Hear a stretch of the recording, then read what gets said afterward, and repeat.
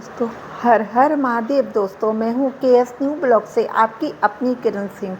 और आज आप श्री शिव पुराण की हिंदी व्याख्या में बिंदुएश्वर संहिता के अंतर्गत आज आप देखेंगे कि हमें सावन मास में और अधिक मास में कैसे, कब और क्या दान करना चाहिए, इसके बारे में मैं संपूर्ण जानकारी आपको इस एपिसोड में दूंगी। तो आइए मेरे साथ बनी रहिए अंत तक। और सबसे पहले शिव महापुराण के दर्शन कीजिए और भोले बाबा और पार्वती जी के दर्शन कीजिए और बोलिए हर हर महादेव, हर हर महादेव।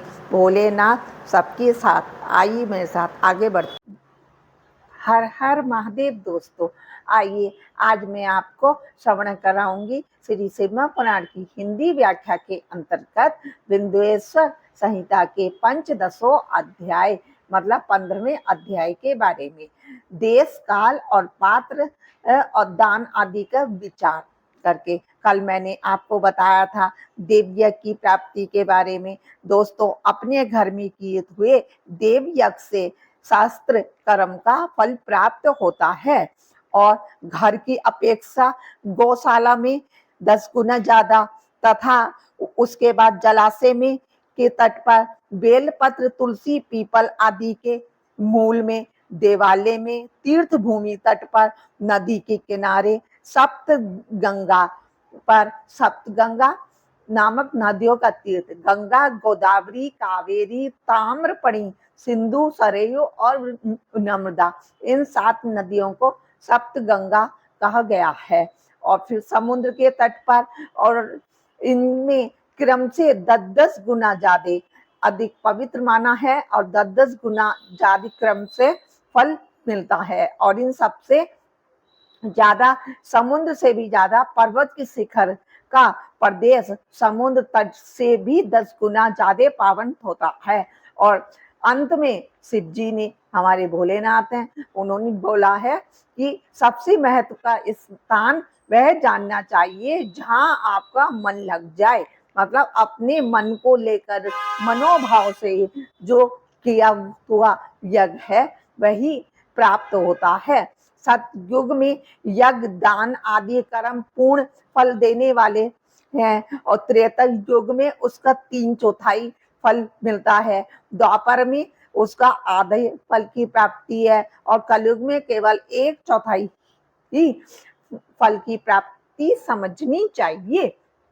शुद्ध अंतःकरण वाले पुरुष को शुद्ध और पवित्र दिन सम फल देने वाला होता है। सूर्य संक्रांति के दिन किया हुआ सत्कर्म दिन की अपेक्षा 10 गुना ज्यादा फल देता है और उससे 10 गुना ज्यादा विपुग नामक योग में, मतलब जब दिन और रात बराबर होते हैं, उससे 10 गुना ज्यादा कर्क की संक्रांति में किए हुए पुण्य कर्म का महत्व होता है।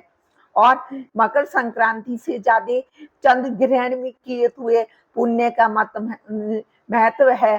अब चंद्र ग्रहण से भी 10 गुना ज्यादा सूर्य ग्रहण के समय में जो हम सत्कर्म करते हैं उनकी विष की शांति के लिए उस समय स्नान, दान और जप करना चाहिए।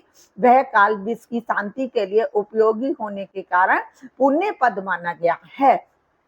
परंतु महापुरुषों के संग का काल, महापुरुषों की संगति का जो समय है वह करोड़ों सूर्य ग्रहण के समान पावन है, ऐसे ज्ञानी पुरुष मानते हैं।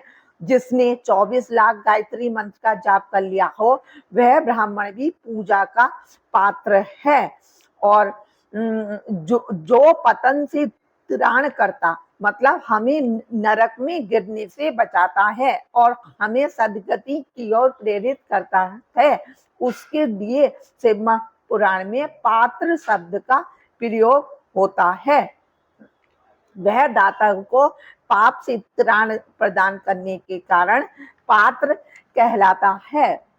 गायत्री जापक ब्राह्मण को दान देने से सत्यलोक में 10 वर्षों तक पुण्य भोग प्राप्त होता है। विष्णु भक्त ब्राह्मण को दिया हुआ दान वैकुंठ की प्राप्ति और शिव भक्त विप्र को दिया हुआ दान कैलाश की प्राप्ति कराने वाला होता है। 7 बार में 10-10 ब्राह्मणों को 10 अन्न दान करने से 100 वर्ष तक अयोग्य फल की प्राप्ति होती है। रविवार के दिन ब्राह्मणों को अन्नदान करने वाले मनुष्य 1000 वर्षों तक शिवलोक में अयोग्य लाभ करता है। इसी प्रकार 10,000 ब्राह्मण को दान देने से विष्णु लोक में ऐसी प्राप्ति होती है और 1,00,000 ब्राह्मणों को अन्न दान करने से रुद्र लोक में भोग आदि की प्राप्ति होती है। विद्या की कामना करने वाली मनुष्य को ब्रह्म बुद्धि से, पुत्र की कामना करने वाले लोगों को विष्णु बुद्धि से और विद्या और बुद्धि की कामना करने वाले श्रेष्ठ मनुष्यों को सरस्वती बुद्धि से, सुख भोग की कामना करने वाले श्रेष्ठ जनों को लक्ष्मी बुद्धि से दान देना चाहिए। आत्मज्ञान की इच्छा वाले लोगों को पार्वती बुद्धि से, वृद्धा स्त्रियों को अन्न दान करना चाहिए।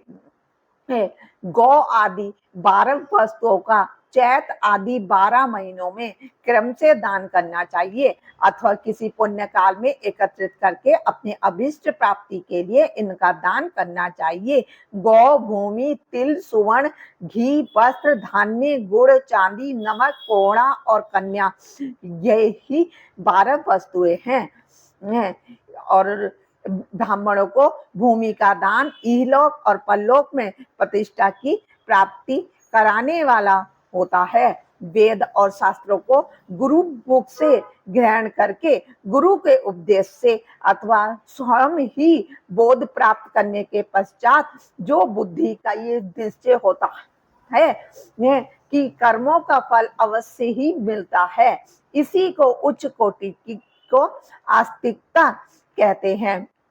जो व्यक्ति हमेशा दरिद्र है और वह धन आदि का दान नहीं कर सकता, उसे वाणी और कर्म द्वारा ही दान करना चाहिए। वाणी, मंत्र, स्तोत्र और जप आदि को वाणी द्वारा दान कहा गया है और यंजन और तीर्थ यात्रा व्रत आदि को पुरुष शारीरिक कर्म द्वारा दान मानते हैं। तपस्या और दान, ये 2 कर्म मनुष्य को सदा करने चाहिए। ऐसे गृह तथा उस दान से विद्वान पुरुष इहलोक और परलोक में उत्तम जन्म और सदा सुलभ होने वाला भोग पाता है। ईश्वर अर्पण बुद्धि से यज्ञ, दान आदि कर्म करके मनुष्य मोक्ष फल का भागी होता है। जो मनुष्य इस अध्याय का सदा पाठ अथवा श्रवण करता है, उसे धार्मिक बुद्धि प्राप्त होती है तथा उसमें ज्ञान का उदय होता है। बोलो शंकर भगवान की जय। हर हर महादेव। श्री शिवाय नमस्तुभ्यं, श्री शिवाय नमस्तुभ्यं, श्री शिवाय नमस्तुभ्यं। इति श्री शिव पुराणे प्रथमायां बिंदुसार संहितायां देश काल पात्रा आदि वर्णम नाम 15 अध्याय। भोलेनाथ सबके साथ।